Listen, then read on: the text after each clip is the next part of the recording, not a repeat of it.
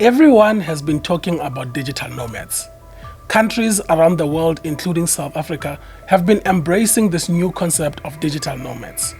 The city of Cape Town has also signed an agreement with AirBnB, allowing the city to attract digital nomads. In this video, we break down the concept of digital nomads and what it means for the South African population. Hi everyone, my name is Itumeleng Mpofu and welcome to Break It Down, a platform where we unravel some of the most complex social, economic, and political issues, making them easy for people to understand. Welcome to Break It Down, where we tackle society's most complex issues. South Africa, with almost in White River. We dive deep into the intricacies of today's biggest challenges, whether they're social, economic, or political, and break them down into clear, digestible insights.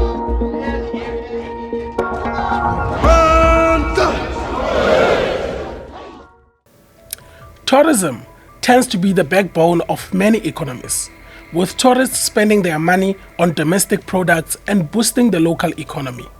This contributes significantly to the GDP and creating many jobs directly and indirectly. In South Africa, tourism contributes over 8% to the GDP and over 9% to total employment. All countries with a high influx of tourists tend to thrive economically. According to Stats SA, in 2023, South Africa had an influx of 8.5 million tourists, which is the highest since the pandemic. This number is coupled with the emergence of digital nomads, who have begun to unsettle many South Africans, particularly the middle class and early career professionals. What are digital nomads? The COVID-19 pandemic served as a catalyst to the idea of people working remotely. Many companies were forced to move 100% online, with employees working remotely. Digital nomads are people who travel freely while working remotely using technology and the internet. Those are people who just travel to any destination in the world and work from there as long as they have good internet connection. The term comes from the history of the nomadic life, where nomads were people without a fixed habitation. They would move from one destination to the next, particularly in response to seasonal changes. Therefore, digital nomads are those who work remotely. They tend to chase exotic and cheap rental destinations. Digital nomads tend to be programmers, content creators, software engineers, or developers, and many more. It doesn't matter which part of the world they are based, as long as they are able to work. Most of them work from coffee shops, public libraries, restaurants, or anywhere, as long as they have a good Wi-Fi. This is why when you walk into a restaurant in Cape Town, especially during the week, you hear people speaking French, German, and all sorts of different English accents. Digital nomads usually stay for a few days or a few months, and then they move to a different destination. South Africa is a top country in Africa with an influx of digital nomads, with Cape Town being the #1 destination.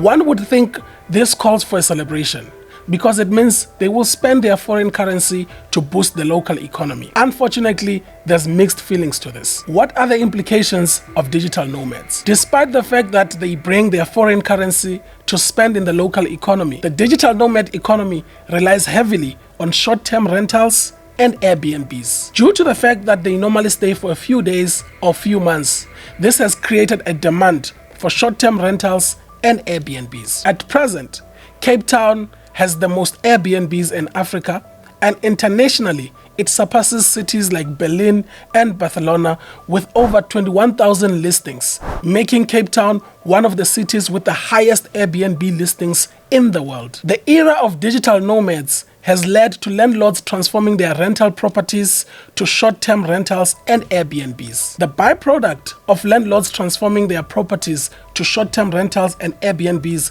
is the increase in rent for the locals, making it expensive for people to live in Cape Town. Many studies have attested to the fact that an increase in Airbnb listings in a city is always accompanied by an increase in rent and an increase in the standard of living in that city, which tend to affect the locals since they can be priced out by the digital nomads.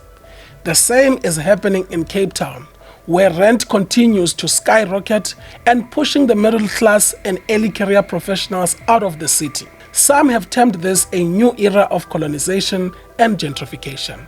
Residents of areas like Bo-Kaap in Cape Town, a heritage residential area that was designated for slaves, are being forced out through exorbitant rates and taxes so that the area can be repurposed to accommodate the upmarket living of Cape Town and short-term rentals. The low-income neighborhood is being charged rates and taxes almost equivalent to the bougie neighborhoods of Clifton, Camps Bay, and the surrounding. The low-income neighborhood has become a target of wealthy Cape Townians who see high value in its landscapes and location closer to the city. They are willing to do whatever it takes, even if it means that they must use the law to take the indigenous out of that residential area. The South African government is in full support of digital nomads, and amendments have been made to the immigration's regulations to allow for digital nomads visa. This is not only unique to Cape Town. Recently, there's been protests in Spain against tourism. This tells you the average citizen does not necessarily benefit from the influx of tourists. Instead, the cost of living continues to skyrocket for them. If you now understand the concept of digital nomads, hit the thumbs up button. If there's something you wish I had covered more, let me know in the comment section. For more videos, check out my Instagram and TikTok, where I post regularly on various topics. Follow, comment, and subscribe. Don't forget to hit the notifications bell to stay alert on more videos. Done.